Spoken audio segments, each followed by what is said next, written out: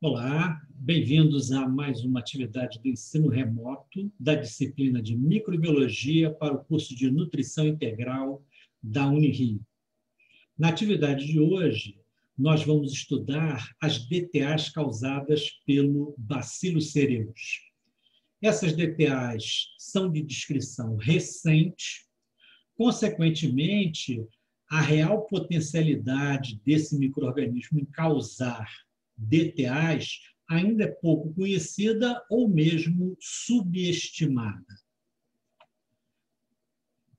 O Bacillus cereus ele pode participar de dois tipos de DTAs, ou seja, existem duas variantes genéticas do Bacillus cereus, ou seja, novamente, dois Bacillus cereus que têm genes que codificam fatores de virulência diferentes, que possibilitam ele causar quadros clínicos bem diferentes. Existem amostras de Bacillus cereus que determinam um quadro emético, ou seja, o indivíduo vai apresentar como principais sinais e sintomas náuseas e vômitos. O que caracteriza geneticamente o Bacillus cereus emético? A presença de um megaplasmídio PCR 270, que apresenta 270 kilobytes. Esse megaplasmídio contém os genes que determinam, que codificam a síntese da toxina emética desse micro-organismo. Perfeito? Então, quando eu falo Bacillus cereus emético, você tem que lembrar de um Bacillus cereus que tem um megaplasmídio e nesse megaplasmídio existem os genes que codificam a síntese da toxina emética desse micro-organismo. De outro modo, existem amostras que causam quadros diarreicos. E essas amostras que causam quadros em que a diarreia é o principal sinal e sintoma, elas possuem genes cromossômicos que codificam toxinas. Podem ser 3 toxinas, a NHE, a HBL e a CIT-K. Então, são micro-organismos geneticamente diferentes. Existe um Bacillus cereus que tem um megaplasmídio, que tem um gene que codifica uma toxina emética, determinando quadros de DTAs, cujo principal sinal e sintoma são os vômitos. Está no nome, né?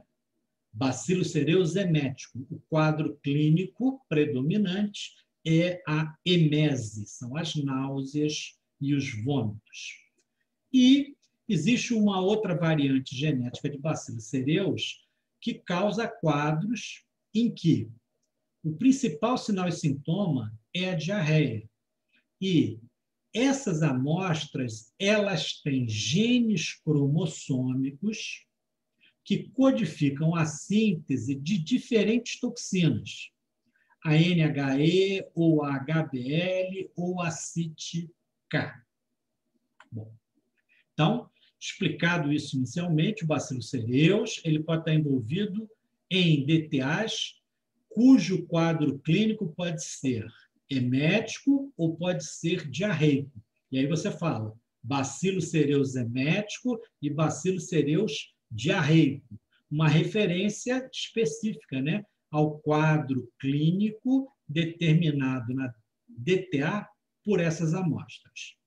Bom, Bacillus cereus, ele é um bastonete gram-positivo esporulado, né? Ele se apresenta aí nas preparações coradas pelo gram, com um esporo central ou subterminal, é tipicamente esporulado. Quando você faz o gram, você nem precisa induzir a esporulação, a amostra se apresenta aí com uma grande formação de endosporos, ele é facultativo e tem uma taxonomia extremamente complexa. Ou seja, as provas fenotípicas têm grande dificuldade em diferenciar essas espécies de bacilos.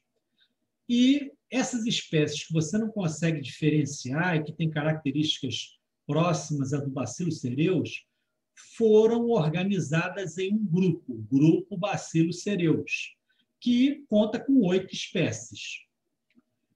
Nós vamos ver que essas espécies estão envolvidas em processos totalmente diferentes. Então, apesar de você não conseguir diferenciar fenotipicamente essas amostras, cada uma causa problemas, no nosso caso, causa DTA diferentes. Vamos tentar entender isso. Bom, as 3 espécies mais importantes desse grupo do Bacillus cereus são o Bacillus anthracis, o Bacillus cereus e o Bacillus thuringiensis. No laboratório, pode ser difícil diferenciá-las através de provas fenotípicas. Perfeito.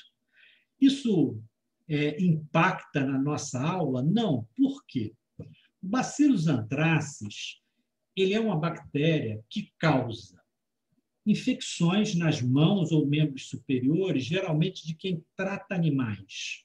Então, essa bactéria é comum, né, no ambiente, principalmente nas criações de animais. E quando você trata animais, você pode acabar se infectando com esse micro-organismo, geralmente nos membros superiores, né, nas mãos e membros superiores, e você vai ter essas lesões aqui, né, em que você tem um processo infeccioso bastante característico. São infecções relativamente graves, apesar de ser uma infecção local, pelo grau de destruição tecidual que você está vendo aqui, é uma infecção relativamente grave. Não é uma piodermite comum, certo? Esses indivíduos que tratam animais também podem se expor à poeira altamente contaminada com os endosporos de Bacillus anthracis. Então, é comum quando você varre um estábulo, né, você varre os ambientes onde você cria os animais, você gera, né, uma poeira durante a varreção e, quando você inala o ar, você inala ar contaminado em grande quantidade com endosporos do Bacillus anthracis. Esses chegam no trato respiratório inferior e vão causar uma pneumonia extremamente grave, uma taxa de mortalidade muito superior a qualquer pneumonia que se observa aí na clínica. E essa característica do Bacillus anthracis foi aproveitada em bioterrorismo, ou seja, os bioterroristas, eles pegaram culturas de Bacillus anthracis, extraíram os endosporos, né, fizeram uma cultura, deixaram ela esporular, secaram essa cultura, transformaram em pó, um pó bem fino, e colocaram em envelopes e mandaram para os senadores americanos lá no Capitólio. Esse evento aí foi bastante noticiado, porque, ao abrir as cartas com esse pó branco, os auxiliares dos senadores acabaram se contaminando, né, tendo essa pneumonia e morreram. E nessa época foi uma grande correria, né? Qualquer pó branco num avião ou numa repartição pública despertava a possibilidade de ser um atentado bioterrorista. Então, essa bactéria, ela causa quadros bem diferenciados. Não importa, né? Não dá para confundir com as DTAs que nós vamos estudar. O Bacillus cereus, a espécie que nos interessa hoje, causa DTAs.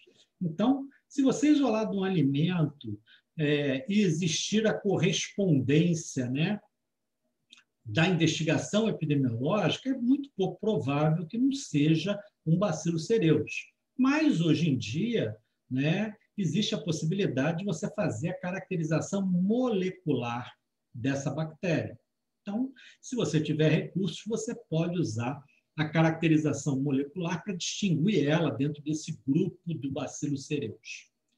E a outra espécie de importância desse grupo é o Bacillus thuringiensis, que é uma bactéria de grande interesse econômico, ou seja, essa bactéria, além de produzir o endosporo, ela produz um cristal. E esse cristal pode ser extraído dessa bactéria e ele pode ser utilizado como um inseticida biológico. Então, hoje em dia, ele é muito utilizado em agricultura na contenção de inúmeras pragas. Por quê? Porque esse cristal produzido pelo Bacillus thuringiensis, ele tem essa ação sobre essas pragas que acometem as lavouras. Então, é uma bactéria muito conhecida dentro desse grupo de Bacillus cereus, mas não tem muito como confundi-lo com o Bacillus cereus, correto? Então, dentro desse grupo, né, o tipo de doença causada pelo Bacillus cereus nas DTAs possibilita aí a sua diferenciação dentro do grupo sem qualquer problema. Mas, muitas vezes, você lendo um trabalho científico, você pode ver a referência dessa bactéria como o grupo do Bacillus cereus, correto? Ou seja, fenotipicamente é difícil você diferenciar essa amostra, mas hoje em dia métodos moleculares permitem, né, facilmente você caracterizar aí essa espécie. Essa bactéria, por ser esporulada, ela está amplamente distribuída na natureza, né? Está no solo, nos vegetais, nas águas superficiais. O homem pode ingerir a água superficial contaminada ou vegetais, e essa bactéria se instala por períodos curtos de tempo na microbiota intestinal. Ou seja, você analisando fezes do homem, 14 a 43% dos indivíduos têm o Bacillus cereus na microbiota, mas tudo indica que esses indivíduos sejam portadores intermitentes dessa bactéria. Essa bactéria não teria uma grande capacidade de colonização do trato digestório do homem e de outros animais. Agora, a sua grande importância é a presença em cereais. Ou seja, qualquer vegetal in natura pode ter a presença de endosporos de Bacillus cereus. Agora, os cereais são extremamente importantes. Por quê? Por causa do seu uso na alimentação do homem. Então, essa bactéria existe em abundância na natureza, consequentemente, ela existe em vegetais in natura. Dentro dos vegetais in natura, a sua presença mais importante está nos cereais. Por quê? Porque os cereais são consumidos intensamente na alimentação do homem. Então, a presença dessa bactéria nos cereais é altamente relevante. Muitos acham que cereus vem de cereais, não tem nada a ver. Cereus vem de cor de cera, que é a cor da colônia aí do Bacillus cereus. Mas, se você memorizar que Bacillus cereus está em cereais, perfeito. Não importa a correção aí do termo, certo? Importa que você fez a ligação correta. Bacillus cereus está presente preferencialmente em cereais, né? A sua importância em cereais é muito relevante. O que são cereais, né? Cereais são plantas cultivadas através de seus frutos, ou seja, elas dão grãos e esses grãos são as sementes dessas frutas. E esses grãos são utilizados como comestíveis.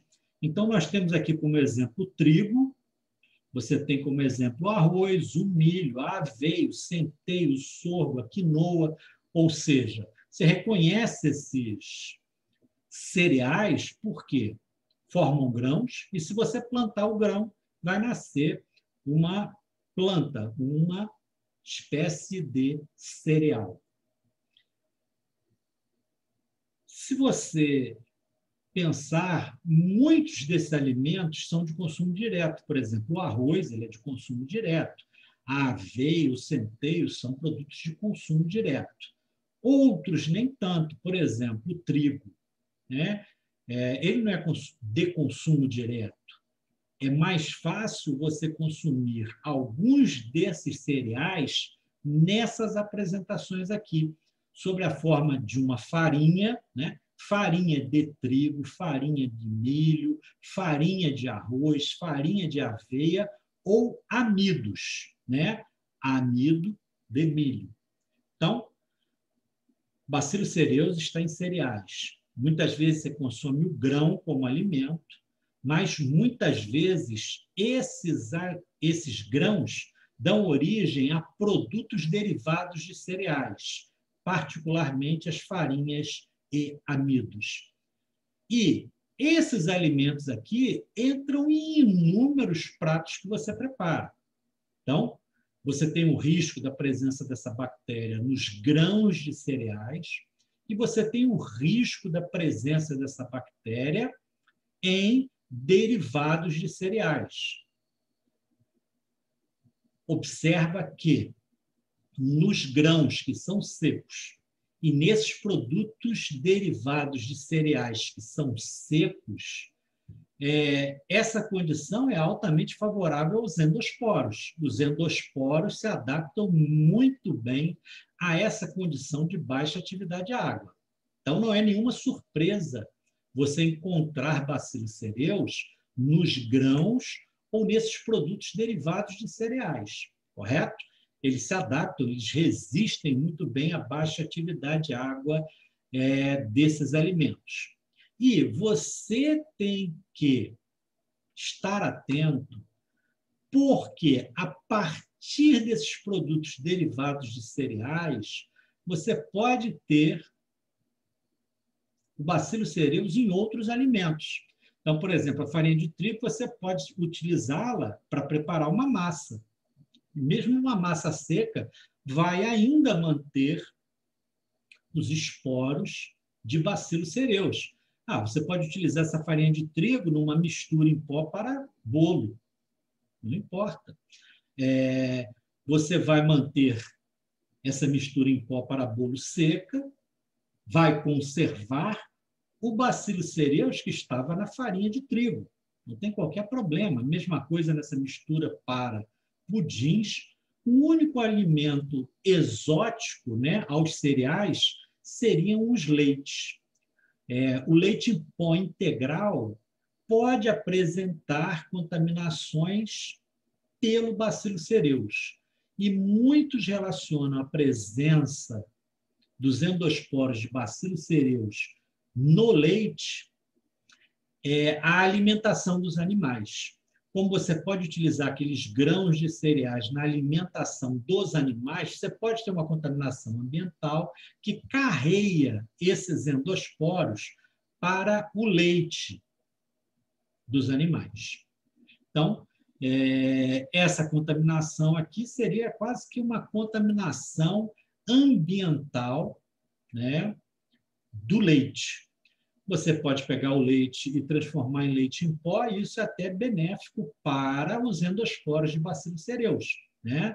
Essa condição aqui de apresentação, o leite em pó, é favorável para o endosporo. O endosporo se adapta muito bem a essa condição de baixa atividade de água. Bactérias na forma vegetativa, por exemplo, morreriam. Você está eliminando os competidores aí do Bacillus cereus. Então, quando você pensa da presença do Bacillus cereus em alimentos, você tem que pensar numa gama muito grande de alimentos, seja um grão até um produto industrializado como esses aqui.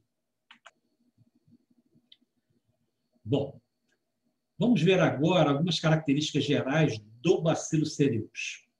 O Bacillus cereus, ele é considerado uma bactéria mesófila, mas essa característica, ser mesófila, não descreve bem a sua capacidade de crescimento. Ela tem uma capacidade de crescimento em uma ampla faixa de temperatura. Ela se multiplica bem à temperatura de geladeira, né, de 4 até 8 ou 10 graus Celsius, ou seja, teria características de um psicotrófico, e se multiplicar bem a temperaturas acima de 45, 50 graus Celsius, chegando até 55 graus Celsius, que seriam características de um termófilo facultativo. Então, essa bactéria tem condição de crescimento tanto durante o resfriamento do alimento, na faixa de temperatura abaixo ou igual a 55 graus Celsius, como crescimento à temperatura de refrigeração dos alimentos. Então, na faixa de 4 a 10 graus Celsius, ela consegue se multiplicar. Então, é uma bactéria que tem características bem diferenciadas em relação a outros patógenos envolvidos em DTAs. Elas crescem em um pH próximo da neutralidade. Essa característica é comum a todos os patógenos aí envolvidos em DTAs, né? Como os alimentos, a maioria tem um pH próximo da neutralidade, é o melhor pH para elas. Alimentos nos extremos praticamente inexistem, né? Então, quase não é estudado, né, essa característica do Bacillus cereus. Como você não tem alimentos em pHs extremos, você não estuda, né, a multiplicação deles nesse pH, né? Isso aí é um dado obtido no laboratório, né, em meios de cultura, não propriamente em alimentos. A atividade de água mínima para crescimento das formas vegetativas é 0,95, igual à maioria dos patógenos que causam DTAs. Não confunda a atividade água para o endosporo e atividade água para as formas vegetativas, correto? Atividade água para o endosporos, quanto mais baixa for, melhor. Conserva o endosporo. Então, os endosporos se mantêm viáveis em níveis de atividade de água extremamente reduzidos. Eles não precisam de água, eles são inertes metabolicamente, eles não têm metabolismo, para que eles precisam de água? Correto? Já as formas vegetativas, não. A forma vegetativa necessita de água. Então, a atividade de água mínima para o crescimento das formas vegetativas é 0,95 ou superior, correto? Mas isso não diferencia o Bacillus cereus dos outros patógenos que causam DTAs.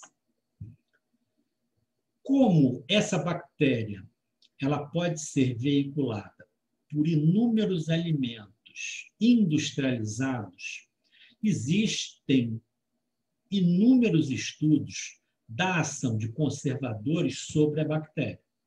Então, para inibir formas vegetativas de Bacillus cereus, já foi demonstrado que o ácido sórbico e o seu sal sorbato de potássio e o ácido benzoico e o seu sal benzoato de sódio agem muito bem. Então, esses conservadores químicos são os mais utilizados em alimentos. Ácido sórbico ou o seu sal sorbato de potássio, ácido benzoico ou benzoato de sódio. São muito utilizados e eles têm ação sobre as formas vegetativas, vão inibir as formas vegetativas de se multiplicar. E um outro conservador, que é uma bacteriocina, obtida aí de bactérias láticas, né? É a nisina. A nisina é uma bacteriocina de amplo espectro e atua muito bem sobre as formas vegetativas de Bacillus cereus. Então, hoje em dia, com a restrição que os consumidores fazem à presença de conservadores químicos, a nisina está tendo um papel relevante, porque ela é uma substância biológica, uma substância natural das bactérias. Então, ela vem substituindo esses conservantes químicos, né, nos alimentos. Um outro detalhe importante em relação à anisina é que ela também atua sobre a germinação dos esporos. Então, além de impedir a multiplicação das formas vegetativas, ela também atua impedindo a germinação do endosporo. Então, a anisina ela é vista, né, hoje em dia como um excelente conservador dos alimentos, sem despertar no consumidor aquela rejeição pelos conservadores químicos. Bom, com a participação do Bacillus cereus em DTAs, como nós vimos como primeiro aspecto da aula, nós temos duas variantes genéticas do Bacillus cereus. Uma que causa um quadro emético, ou seja, ele causa a síndrome emética, e um que causa quadros diarreicos. Ele causa a síndrome diarreica. Síndrome é um conjunto de sinais e sintomas, né? Quando eu falo síndrome emética, eu tenho como principal sinal e sintoma a emese, os vômitos, e tenho outros sinais e sintomas, por exemplo, as náuseas, junto com os vômitos. Quando eu falo síndrome diarreica, eu tenho como principal sinal e sintoma a diarreia, mas eu tenho outros sinais e sintomas, no caso aqui, as cólicas intestinais. Então, Bacillus cereus, causando DTA, ele pode causar síndrome emética ou síndrome diarreica, dependendo, né, das características genéticas da bactéria. Como eu falei no início, essa é uma bactéria que o estudo dela participando de DTAs é relativamente recente. Se você pensar em salmonelas, elas são estudadas desde o início da era da microbiologia. Então, em 1860, 70, já começaram os estudos sobre salmonela. Em 1900, já se sabia muito sobre as salmoneloses, né? Ou seja, hoje em dia, o conhecimento acumulado sobre as salmoneloses é muito grande. Já o Bacillus cereus como agente causal de DTAs começou a ser estudado em 1950 a 1960. Esse período, até os dias atuais, é considerado em microbiologia relativamente curto, né? Existem poucas investigações, né, que consolidam aí o conhecimento sobre esse micro-organismo. Bom, a participação do Bacillus cereus em DTAs, ela hoje em dia ela é considerada baixa, mas os microbiologistas acham que quanto mais você conhece essa bactéria, mais frequentemente vai ser encontrada a participação dela nos surtos de DTA. Ela não é uma DTA emergente, ela é uma DTA que está começando a ser revelada agora, mas a participação dela em DTAs certamente existe há muito tempo. E por que eu estou dizendo isso? Porque a investigação epidemiológica das DTAs pode confundir as síndromes clínicas causadas pelo Bacillus cereus. Se você olhar esse gráfico, tabela, né? Gráfico melhor, você vê aqui a incidência de Staphylococcus aureus, 5,8, incidência de Bacillus cereus, 2,6, e incidência de Clostridium perfringens, 1,7. Nas DTAs que ocorreram no Brasil aí de 2007 a 2016, eu já usei esses dados na aula de DTAs, etiologia das DTAs. O que você observa? O Bacillus cereus está entre o Staphylococcus aureus, que é muito frequente, e o Clostridium perfringens, que também é muito frequente, correto? A DTA por Bacillus cereus, ela está no meio desses dois agentes, por quê? Bom, a síndrome emética quando você faz uma investigação epidemiológica, ela é muito parecida com uma DTA estafilocócica.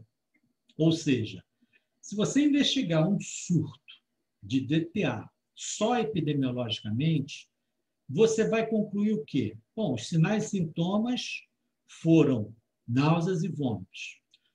O período de incubação foi de 2 a 4 horas.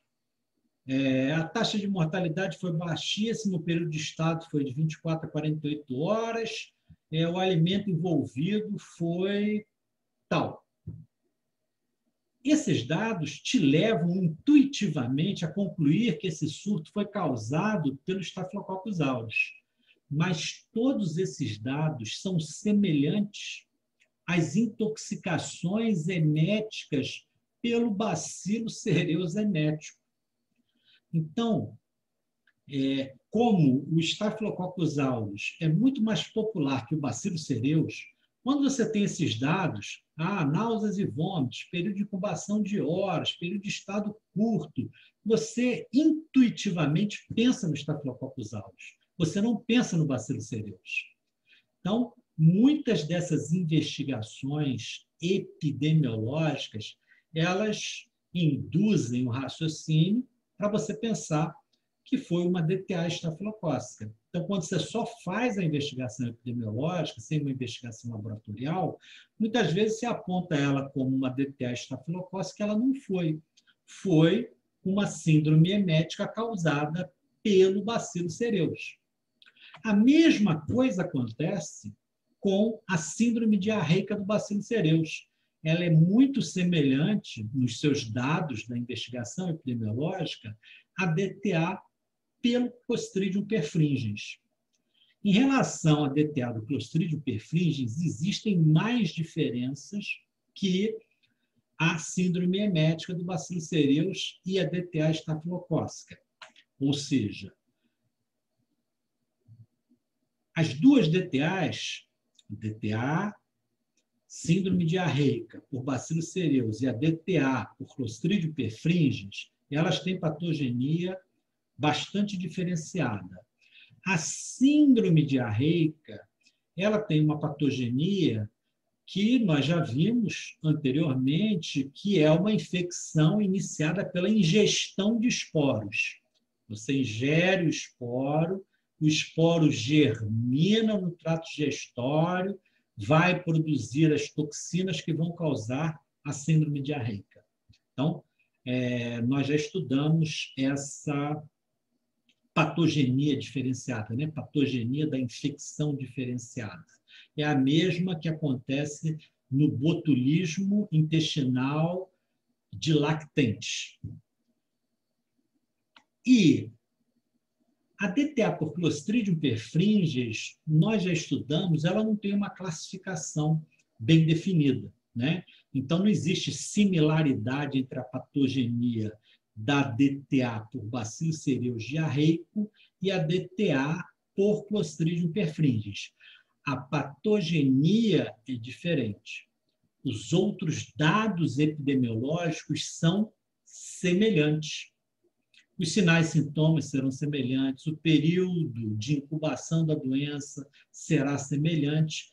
Então, quando você compara a síndrome diarreica por bacilo cereus e a DTA por Clostridium perfringens, as características obtidas na investigação epidemiológica são muito parecidas. Então, intuitivamente, quando você faz a investigação epidemiológica, muitas vezes você chama ela, você classifica ela equivocadamente como uma DTA por Clostridium perfringens. Então, o Clostridium perfringens, ele durante muito tempo ele contribuía, né, para o aumento do percentual das DTAs por Staphylococcus aureus e o aumento percentual das DTAs por Clostridium perfringens, não existindo, né, como uma entidade isolada e causadora de DTA. Hoje em dia já se conhece bem a DTA por bacilo cereus e laboratorialmente você consegue diferenciar facilmente esses 4 quadros, né? A DTA por Staphylococcus aureus e a DTA emética por Bacillus cereus, a DTA por Clostridium perfringens e a DTA diarreica por Clostridium perfringens. Bom, então, no passado recente, quando só se fazia ou se fazia predominantemente a investigação epidemiológica, você acabava confundindo, né, classificando equivocadamente a etiologia da DTA por essa similaridade aí de características epidemiológicas da DTA por Bacillus cereus com as DTAs por Staphylococcus aureus e a DTA por Clostridium perfringens. Vamos estudar agora a síndrome emética por Bacillus cereus. Primeiro, ela é uma intoxicação alimentar típica, ou seja, você ingere alimentos e a toxina está pré-formada no alimento. Como é uma toxina que vai atuar no trato digestório, eu posso chamá-la de enterotoxina. Então, você ingere um alimento e esse alimento contém a enterotoxina emética do Bacillus cereus pré-formada. Essa enterotoxina, ou toxina emética do Bacillus cereus, ela tecnicamente é chamada de cereulide.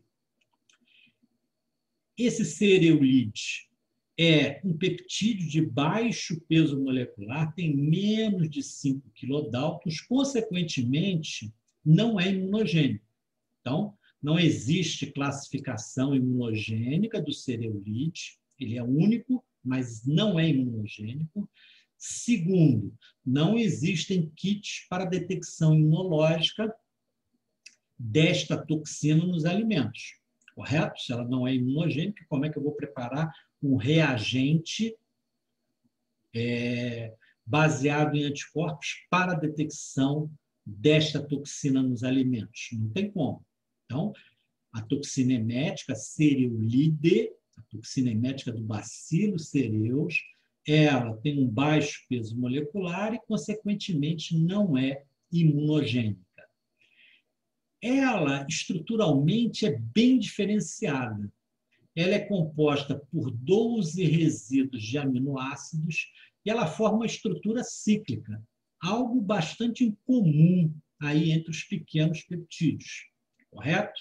Então, ela é composta de 12 resíduos de aminoácidos que formam uma estrutura cíclica.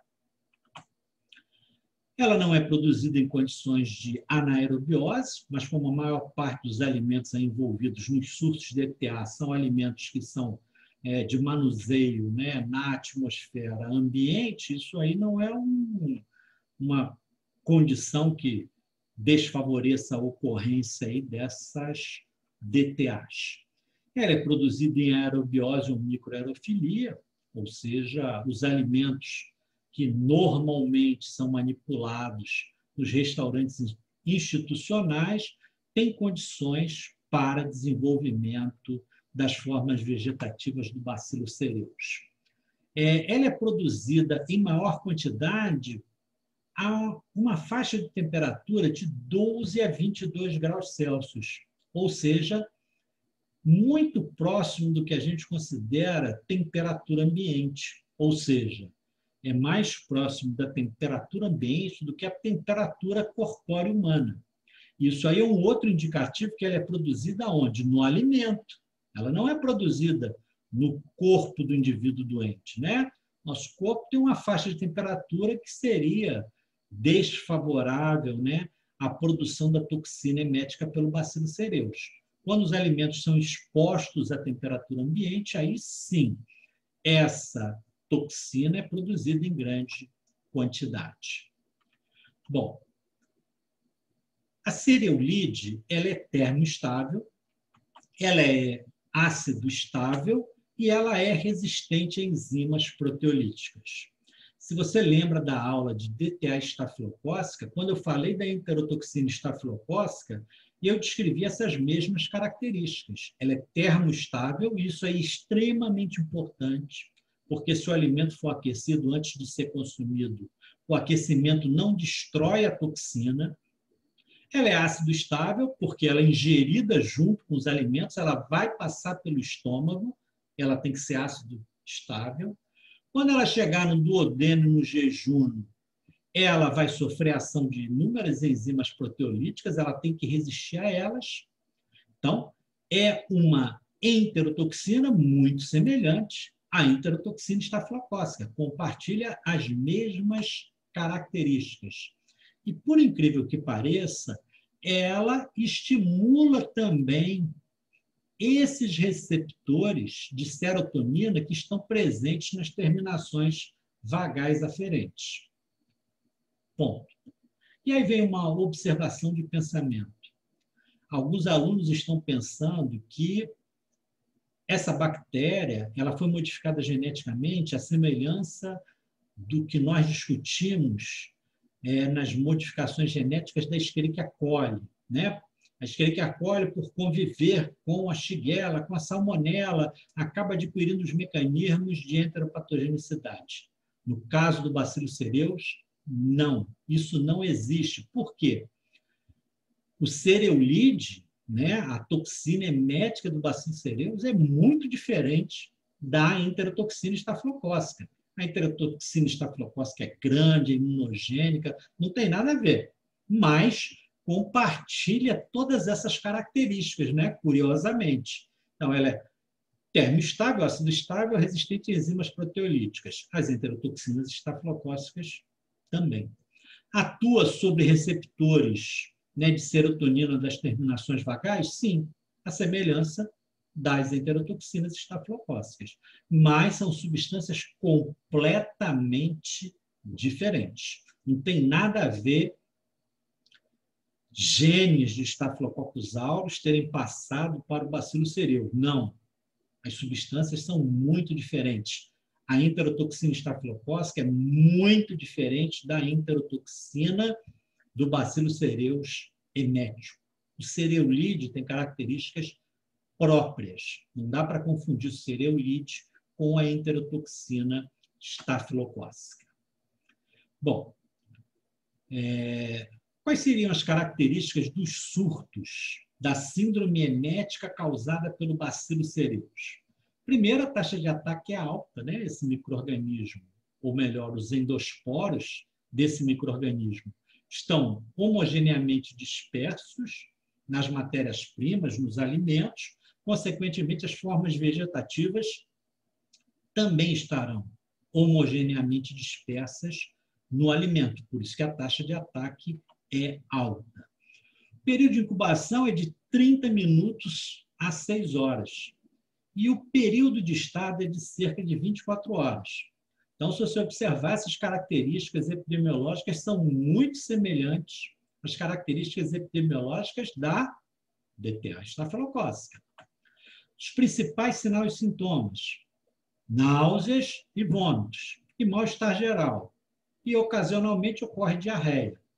Se você for consultar a aula de DTA estafilocócica, você vai ver que isso aí está igualzinho a uma DTA estafilocócica. É isso que faz com que você confunda essa DTA com a DTA estafilocócica. Essas características todas são muito semelhantes.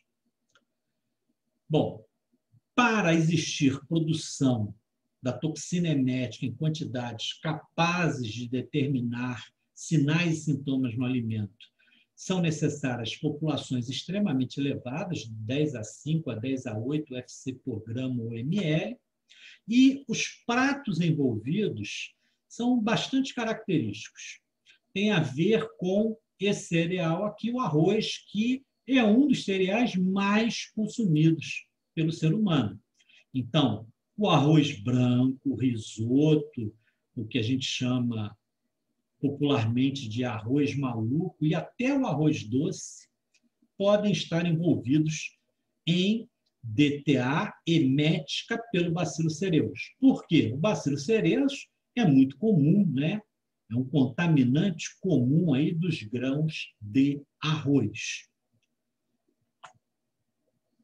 Um outro prato, que não é muito típico aqui, mas quem já viajou para a China, Indonésia, Filipinas e países próximos, e hoje até nos restaurantes de comida oriental você pode encontrar, são os pratos à base de arroz frito. E se você olhar todos esses pratos à base de arroz, você tem uma base comum, né, que leva à síndrome emética por Bacillus cereus. Você prepara uma grande quantidade de arroz, ele é coccionado, fica resfriando a temperatura ambiente, muitas vezes fica longos períodos a temperatura ambiente, porque a pessoa acha que o arroz, por ter ficado coccionando durante 20, 30, 40 minutos, é um alimento seguro, mas ele não é. O endosporo germina, se multiplica e produz a cereulide, a toxina emética. Por quê? Porque esse alimento foi coccionado e depois mantido à temperatura ambiente, o que é favorável, né, à germinação dos endosporos do Bacillus cereus e à multiplicação das formas vegetativas. Então, esse arroz aqui, se for um arroz fresquinho, como os nossos parentais chamam, né, vai ter problema? Não. Agora, se ele é um arroz que, no passado, né, para economizar gás, os avós de vocês faziam um panelão de arroz e iam tirando as porções para cada refeição. Muitas vezes guardavam dentro do forno, embrulhado em jornal. Isso aí era ótimo para o Bacillus cereus. Hoje em dia, felizmente, não se consome tanto arroz assim, já o hábito de preparar grandes quantidades de arroz mudou. Mas, muitas vezes, quando você prepara grandes quantidades de arroz, entra o reaproveitamento de pratos, né? As pessoas estão cansadas de comer arroz, você faz um risoto. Estão cansadas de comer arroz, você faz um arroz maluco. Então, esse reaproveitamento do arroz é o indutor, né, da ocorrência dessa DTA. E aqui, esse arroz frito é um processo, né, muito semelhante ao do reaproveitamento. Você prepara uma grande quantidade de arroz, um panelão de arroz, o cliente chega, ele escolhe, olha, eu quero tomate, eu quero calabresa, eu quero petit pois, eu quero cenoura. E ele mistura esses ingredientes com o arroz, que já está preparado, né? Está preparado há um longo período de tempo, né? E aquece numa frigideira, por isso arroz frito, né? O grande problema desse prato é que você prepara a grande quantidade de arroz e deixa a temperatura ambiente, né? Quando o cliente chega, você mistura os outros ingredientes e aquece. Não tem qualquer problema para a cereulide, porque ela é termoestável. Então, esse tipo de prato aí comumente causa a DTA emética por Bacillus cereus. Aqui no Brasil, no passado, né, hoje em dia não é tão comum assim, né, um dos alimentos frequentemente envolvido nas DTAs eméticas aí por Bacillus cereus era o bolinho de arroz, o prato típico do reaproveitamento do arroz, né? O arroz começou a rolar há muito tempo, as nossas avós, né, pegavam esse arroz e faziam esses croquetes aí, esses bolinhos de arroz fritos, e as pessoas apreciam muito. O aquecimento, né, durante a fritura não vai ter qualquer influência aí na cereulite. O arroz doce, em geral, as pessoas até refrigeram inicialmente, depois da refrigeração expõe a temperatura ambiente. E o Bacillus cereus vai conseguir se adaptar a essas duas temperaturas muito bem, se multiplicar esse arroz doce, e se ele for consumido depois de um tempo muito longo da sua produção, vai acontecer a DTA emética por Bacillus cereus. Por que essa DTA é tão frequente? Se você estudar a massa do alimento e o resfriamento do alimento, você entende isso claramente. Se você fizer uma pequena porção de arroz, aqui representada em azul, o que acontece? Depois da cocção, você faz o resfriamento dele. E depois você coloca no refrigerador para fazer a refrigeração desse alimento. Se você observar, o tempo aqui de resfriamento para o alimento ir para o refrigerador, ou seja, atingiu a temperatura aqui de 15 graus, que é a temperatura ambiente aí no local onde foi feito esse experimento, você observa que o prazo de tempo foi 1h30, mas esse alimento ficou numa temperatura favorável à multiplicação do Bacillus cereus por cerca de 1 hora. Né? Poderia botar um pouquinho mais alto aqui, 50 graus Celsius. Seria 1 hora que esse alimento ficou exposto a uma temperatura favorável à multiplicação do Bacillus cereus. Depois ele entrou na condição de refrigeração. No início pode haver multiplicação do Bacillus cereus nas temperaturas mais altas, 10, 8, 6, mas quando a temperatura de refrigeração é obtida, né? Aí 2 graus, 4 graus, as temperaturas mais extremas são obtidas, você não vai ter a multiplicação do Bacillus cereus. Agora, quando você faz uma massa maior, aqui deve ser 3 vezes maior, você tem um período para resfriamento muito grande. Você tirou da cocção, atingiu aí 45 graus Celsius, eu iria até 50 graus Celsius, tá? E ele vai resfriar para você colocar sob refrigeração depois de quase 5 horas, 6 horas. Nesse período de 5 horas, 6 horas do resfriamento do alimento, vai existir a germinação dos endosporos, do Bacillus cereus, e eles vão se multiplicar, e se tiver o gene que codifica a cereulite, vai ser produzida a cereulite, quem consumir esse alimento vai ter uma DTA emética pelo Bacillus cereus. Então, esse dado aqui é muito importante, que mostra a influência da massa do alimento no seu resfriamento.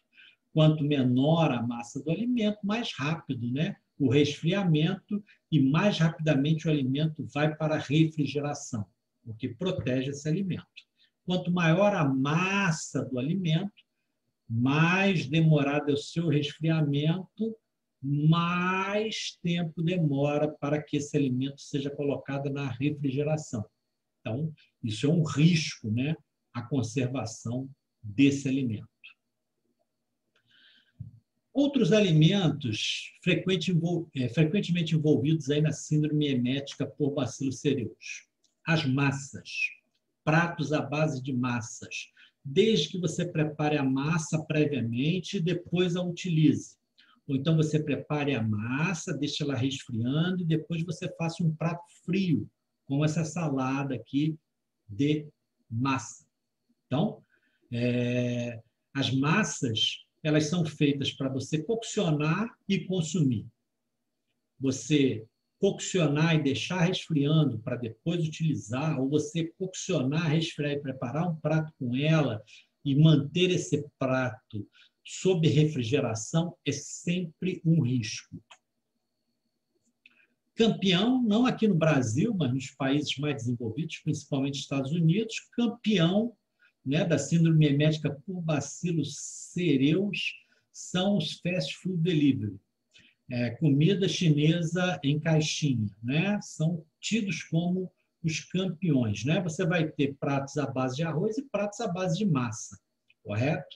E, logicamente, quando você liga para o fast food, o arroz já está preparado, a massa já está preparada, está exposto, e a massa ou o arroz estão expostos à temperatura ambiente, muitas vezes, o que não é favorável à sua conservação.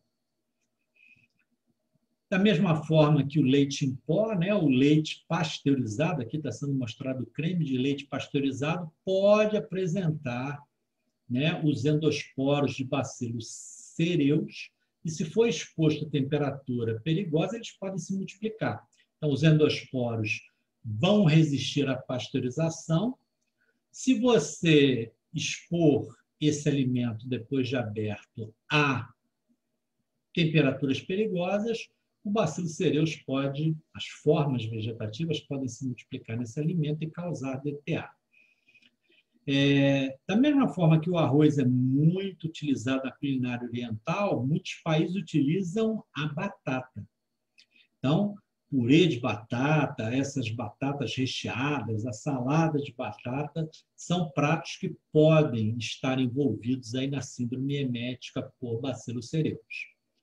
E para completar, né, esse grande rol de pratos que podem estar envolvidos aí na síndrome emética por bacillus cereus, nós temos também as sobremesas, correto? Então, quando você prepara uma sobremesa dessa, em geral, você vai utilizar farinha de trigo. A farinha de trigo já vem com o bacillus cereus na sua microbiota, não é nenhum problema. O problema é que muitas vezes você prepara essa sobremesa, ou seja, você aumenta a atividade de água, cria condições para esse endosporo germinar. Ele germina e se essa sobremesa não for conservada adequadamente, né, sob refrigeração, você tem a multiplicação do bacillus cereus, a produção da cereulide, e quem consumir esse alimento vai acabar tendo, né, a síndrome emética por bacillus cereus.